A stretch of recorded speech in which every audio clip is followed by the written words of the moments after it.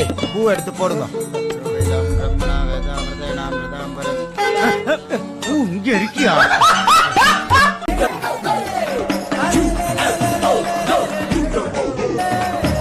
ஒரு அபிஸ்து என் காலை மெரிச்சிட்டு அவன் பாட்டுக்கு போயிட்டே இருந்தான். பார்த்து போக கூடாதா கேன என்ன ஒரே அடி கழுத்து கோணி ஆயிடுத்து.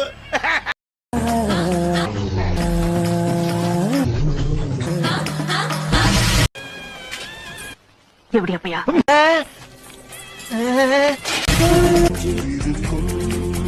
சில துன்பங்களை